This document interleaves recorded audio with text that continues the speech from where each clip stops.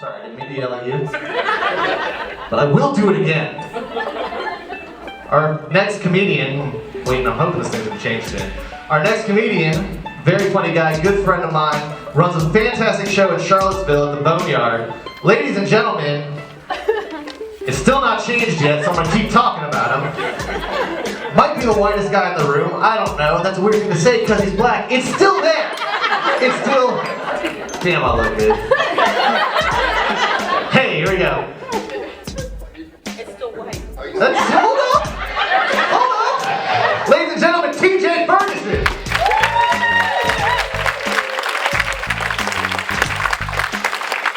Yo, I just started dating a lawyer though. Clap for that, thank you. Yeah, she hasn't figured out that I'm broke yet, so we're still doing well. Listen, I started realizing things about myself since we started dating. Like I probably need new friends. Listen, I say that because of this. We went out for lunch at 2 o'clock on a Wednesday. We took a picture, we put that picture on Facebook. By 2:08, this picture had 52 likes and they were all my friends. I was like, that's odd. How come none of her friends are liking our picture? Do they not like me? Guys, I'm not making this up. 5:01, all of her friends started liking this picture.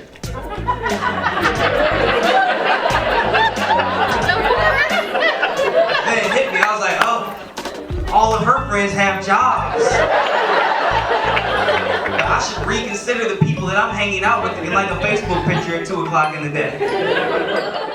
Anybody out there got a job they just absolutely hate? Anybody got a shitty job? Yeah, I know most of you do. Clap, unless your employer's here, then don't clap. Say that you love that shit. Listen, I've had some pretty shitty jobs. I've got to say, the shittiest job I've ever had was a direct marketing consultant in New York City. Yeah, now listen, in case you don't know what a direct marketing consultant is, it's a glorified term for a door-to-door salesman. You guys know how hard it is to be a door-to-door salesman in New York City? In the wintertime? When you're black? In a ski mask? With a gun?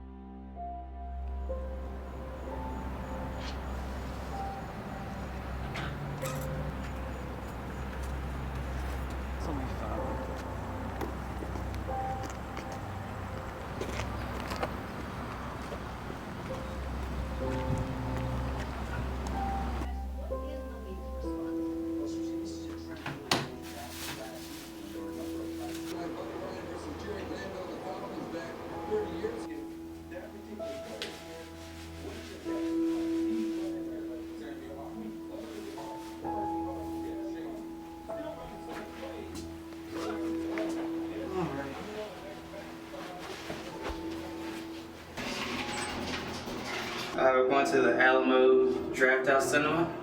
I got this show. I came up with my friend Chris. We did he did a show here, and I wrote up with him just being an audience member. And talked to Pete then. He told me to come to Leesburg the next night and do a guest spot. So I did that guest spot. And he hit me up. He's like, "Hey, you want to do some shows with me?"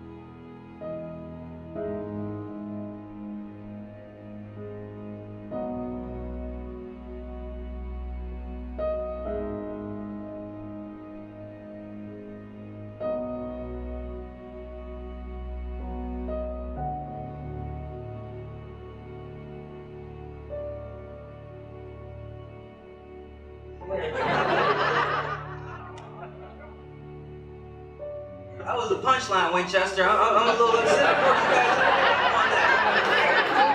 Jeez. She said, oh, it's a baby elephant.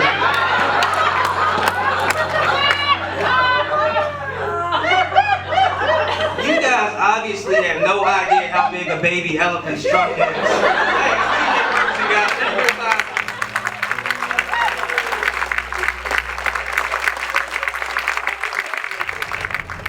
I went to an open mic one night just to watch. And I was like, man, I'm gonna try this. And I went back the next week and did it. And I was just, I don't know. Something was like, yo, just try it.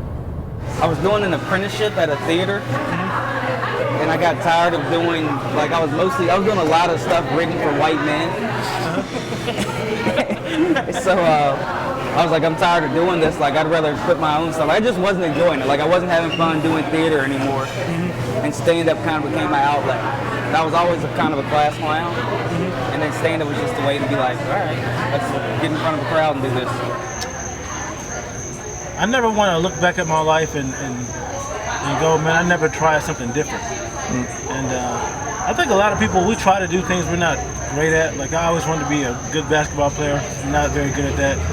But I think we tend to overlook our natural abilities.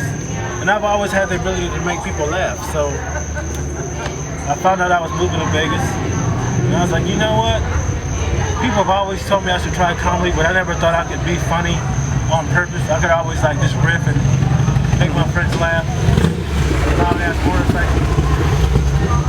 So when I found out I was moving to Vegas, I was like, you know what? I'm gonna give comedy a try. I gave myself, I think like 3 months, but I ended up going up like less than a month after I made that promise to myself. And I went up at this place called Pounders in Las Vegas. And my boy Diaz Mackey hosted the show. I got super drunk. I forgot my material at my table, so my wife had to yell my jokes up to me. I attacked the host. I attacked the comic that was before me. It was awful,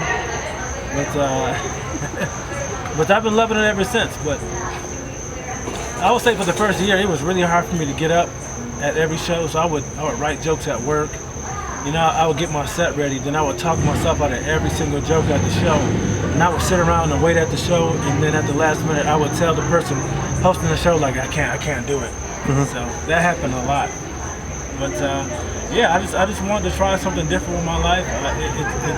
Being funny kind of came natural to me, so I gave it a shot. And it's been 7.5, almost 8 years of me just getting up, coffee houses, comedy clubs, you know, bars, VFWs, just anywhere I could do comedy. So that's pretty much it.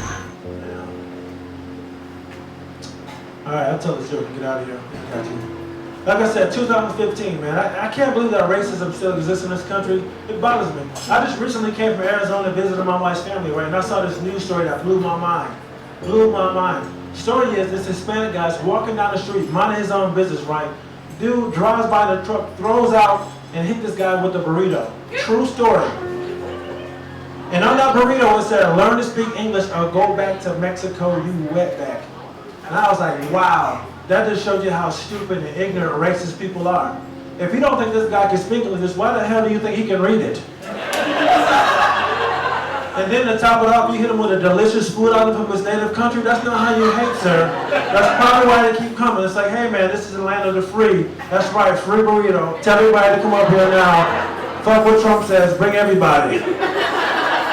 Because I don't know if I was a foreigner in a foreign land, I'm walking down the street minding my own business, and I got hit with a Baconator. I'm gonna be like, man, these people are pretty freaking cool. I think I'm gonna stay for a while. Alright folks, I'm Chris Allen. Thank you so much for doing the rest of the show. Hopefully people don't break anything else during the show.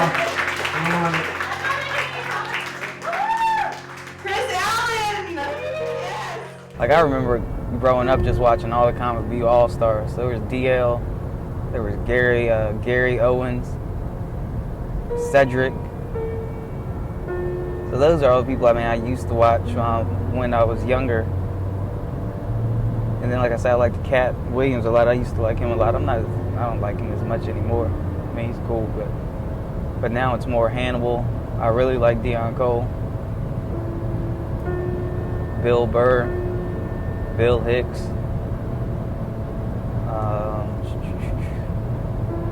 Who else? Brian Regan. I wouldn't say I pattern my style after any of them. I just find them funny. Oh man, what else do I want to talk about? What else we got up here? Let's see. I just turned 30, guys. Woo, thank you. I tell people that they say, you look too young to be 30. You don't look old enough to be 30. But those people don't know I've looked this way since I was 18. Yeah, so when I look younger 30, I was an old ass looking 18-year-old. It can be hard for someone that's older who looks younger though. I used to be a high school drama teacher. And these girls, you guys look grown, you really do. So after class, one of these little grown-ass girls comes up to me and says, hey, Mr. Ferguson, I just want to let you know I'm having a wonderful time in class, and this might sound weird, but can I have your phone number? Yeah, and I didn't know how to respond, and I probably responded the worst possible way, because I said, I don't know, can you keep a secret? I like making people laugh. And now I like the comedians that I were meeting and hanging out with, so that was part of it too. All right, so here's the way I have the lineup. It goes Paige, Reed, Todd, whoever that is. If they aren't here, we'll skip them. Retard? Yeah, you said retard?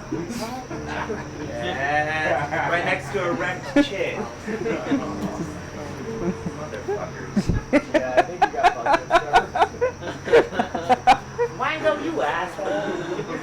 Oh, you are so fucked now, Wayne. It wasn't me. Alright, so erect chin and retard are getting marked off. Fuckers? Okay. That must be a long set. So now I was distracted by other shit. So we really only have like 8 Yeah. people. Okay. Paige up first, Tom's up second. You're closing us out, Wayne. So compliment. Hey! Hey! You like that? You like that? All this shit inside. Hey, I'm sorry about that. Oh, that was you? you got him blamed for that shit. You know that? You got him. You opened it or something. I'm surprised he even read it. I was like, no one's gonna listen. Trying to comprehend.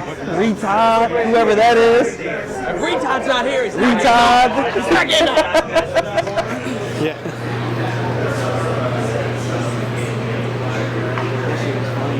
Black comics eating wings. It's a documentary. Stereotypical at all.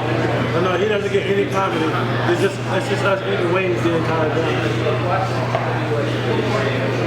What do you shit the black comics apparently on the bar? You look good tonight though, baby. You look good. You cleaned up before you came out tonight. Yeah. Oh, you know some people get excited? Come on, man. I don't know what's Every night. tight. He's tight. Listening to all of them.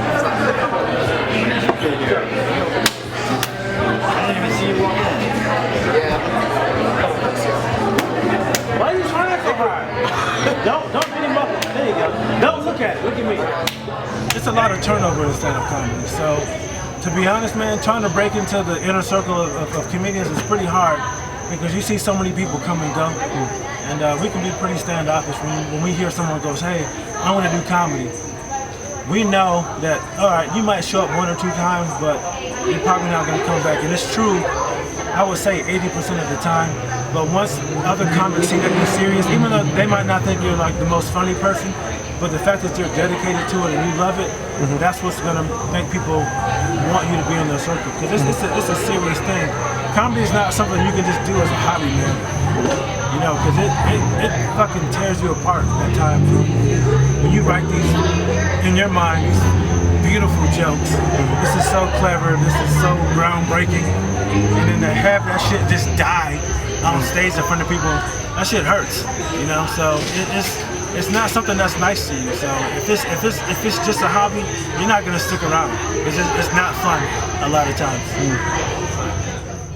I mean, I have to look through my joke book now Like, not that I have like massive amounts of material, because I don't. I probably got enough to do between 20 and 30 minutes. But even so, there are jokes that I've written that I forget about because I don't use them as often. I love telling people I'm a comedian though, because like comedian's like the only job where people want you to prove that you actually do it. Like I was at a bar and the chick said, "What do you do?" I said, "I'm a comedian." She said, "Oh, tell me a joke." No, you don't understand, sweetheart. I get paid to tell jokes. Yeah, this chick kisses me right in the mouth.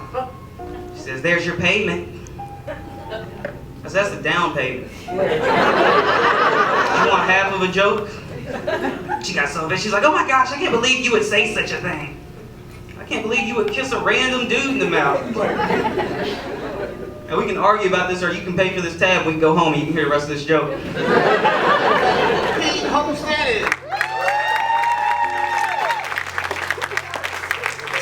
TJ's one of them motherfuckers. He look like Lenny Kravitz, Maxwell type of shit. If you here with your girl, you might want to keep away from TJ. That motherfucker gonna be out in the lobby playing with his navel. Something bad gonna happen. I know that.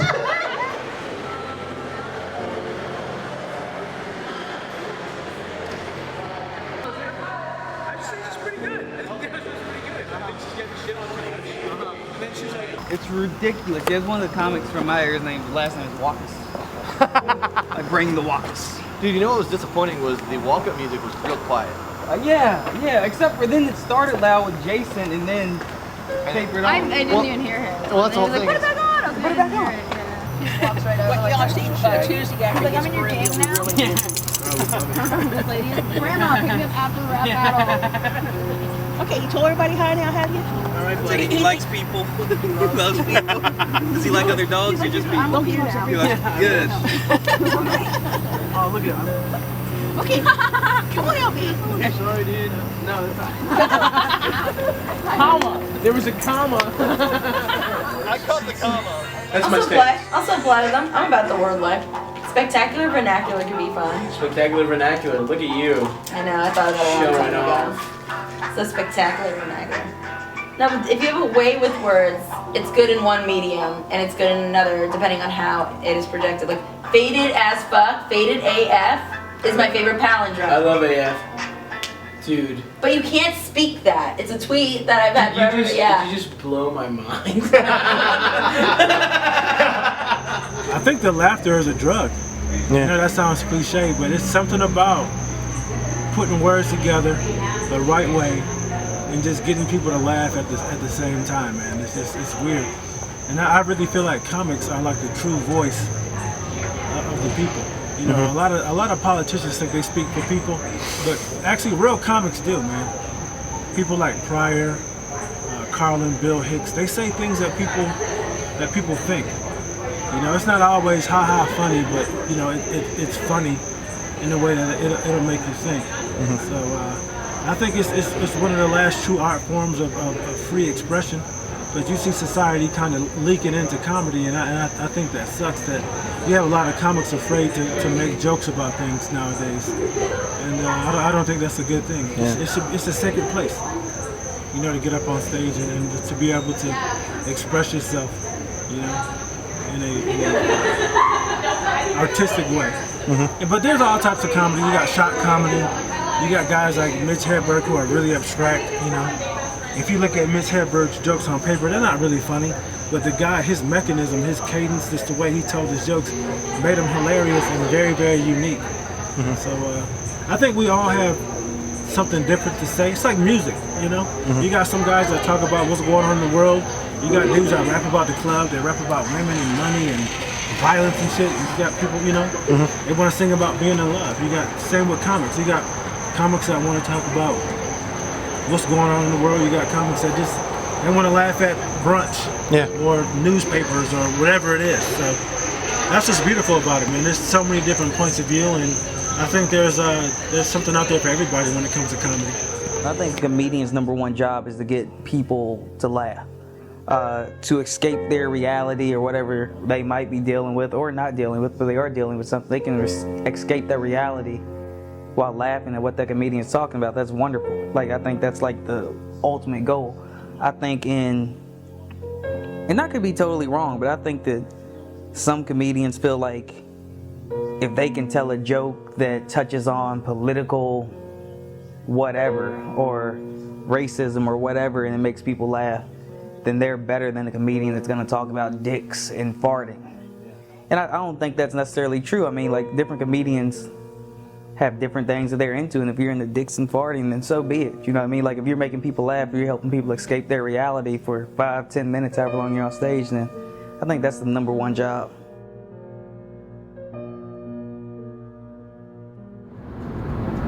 Oh, this shit's hard, man. Theater, stand-up. Yeah, it's tough to just put your shit out there, man. That's the hardest part. Right place, right time, man. It's seen by the right person. All right, guy getting your lane there. Thanks, friend. Thank you. Appreciate it. And that's all it is, really.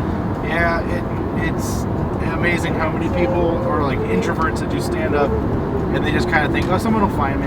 Yep. It's like, no, bud.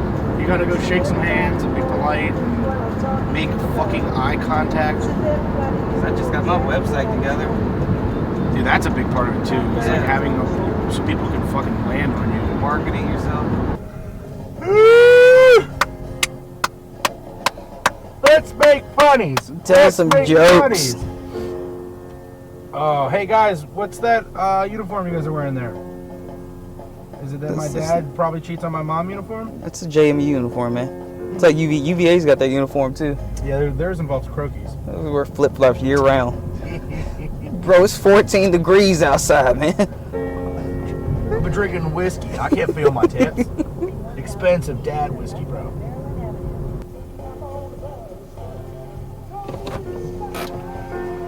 I'm gonna eat my sandwich and stare at these people while they joust. That's cool. You can eat it in the green room if you want. Oh, is there a green room? Yeah, we got a green room. Holy shit. Things are turning up Brandon. I thought I was gonna have to stand up and eat a sandwich in the parking lot like I normally do. Been living the open mic life a little too long. How long has this been a place? I don't know. It's a nice theater. I saw some stuff here like back in the day, like some little community theater stuff. And, really? Mm-hmm. And then I don't know how long they've been doing the comedy shows here.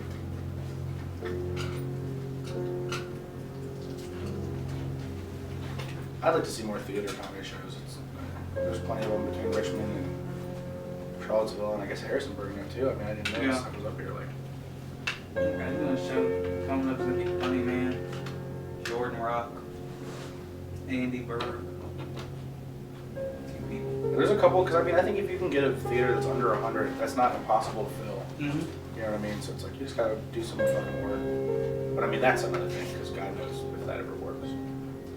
Yeah, because I mean, we've filled out Gallery 5 a couple times, and that's involved like some heavy Facebook promoting. Mm-hmm. And then we have a group that helps put it on. And like, they never really tell us what they're doing, but a bunch of people that we don't know come out to shows, so. And then we do papering too, like we spend about like $40 on flyers every time. Just tag them up wherever we can. Well, I'm about to give you the opener. The opener's about to come out. I want you to clap, because this guy is really funny. All right, TJ Ferguson, he's been traveling the nation trying to put on shows and really coming up in his comedy. So he's gonna open up the show, host it, and enjoy the night, all right? DJ Ferguson. You guys keep going for time. Keep going for time. You guys come out there have a good time tonight?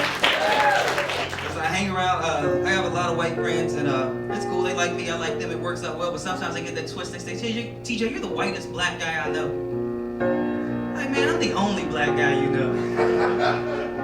Because I don't take you around my black friends because I'm afraid you'll say something crazy. I took my white friend around a group of my black friends. We were having a discussion about slavery. He goes, yeah, slavery was bad and all, but. That's the punchline, Harrisonburg, right there. As far as going, they'll ask me crazy. Like, TJ, what was it like growing up black in America? Like, it was wonderful. I had a pony as a child. You should ask the white kids what it was like growing up around the only black guy in the neighborhood who has a pony. I feel like people see things that aren't there. Like, I was in this business meeting and the guy running the meeting kept saying things like, Well, if I grew up in the inner city and heard gunshots all the time, I wouldn't know how to react. And he kept looking at me. I was like, yo, neither would I. Yeah, I don't care where you grow up at. If you hear gunshots, your first instinct is probably what? Duck, run. Yeah, my first instinct was to hop on my pony and get the hell out of there. I was recently driving around, I saw a bumper sticker that said abortion stops a beating heart. I was like, damn, that's sad and that's long. Yeah, someone could just like shorten it up and make it work. Just abortion stops a beating. Just end it right there. Read your Freakonomics and just calm down, everyone. We'll be all right. We'll get through this one step at a time. I can get used to this shit, bro. I can get used to getting paid after doing this shit. It's happening more and more often. Dude, it was cause like it's kind of been happening more and more for me. Not as much as I'd like it to, but like every month I probably come across like $100 in money through comedy, you know what I mean? Which is like, at first I was kind of like shaking at it, like, oh, whatever, that's nothing. But when I think about it, it's like, man, like that adds up. And especially because this car only costs like $25 to fill up, so $100, like. That's the thing, man. Like I drive a Jetta normally. Left, straight. Left. Probably could have kept straight. Let me put this shit in. But the thing is, I mean, I made 100 both nights last week, and then I just made 75 for that. Hell yeah. And you made 75 for that. And then I make 50 for doing another 10 in Ashburn. Fuck yeah. So I told you guys I recently turned 30, right? Yeah, okay. You know, you feel like you'll grow out of certain shit as you get older, and it just doesn't happen. Like my entire life, I've been that dude that was never prepared for anything. I was always that guy in class like, hey man, can I get a pencil? Appreciate it. Get a piece of paper? Thank you. Yo, that doesn't change. One of my friends died. We had a vigil. I was at the vigil like, hey man, can I get a candle? Appreciate it. Can I get a lighter? Thank you. Get a memory? Get a memory? Thank you. I'm even writing jokes with my friends. I'm like, yo, can I get a premise for a joke? And a punchline? Yo, man, anybody come from a religious family out there? Anybody? You come from a religious family? I come from a religious family. Anytime anything in my life is going wrong, my grandmother says, just pray. If it don't work out, just pray harder. How do you pray harder? I know how to work harder. I know how to train harder. I don't know how to pray harder. Yo, I prayed so hard, I messed around and pulled a muscle. I went to my grandma's house, holding my back. She said, how'd you hurt your back, son? I said, praying. She said, well, just pray that it gets better.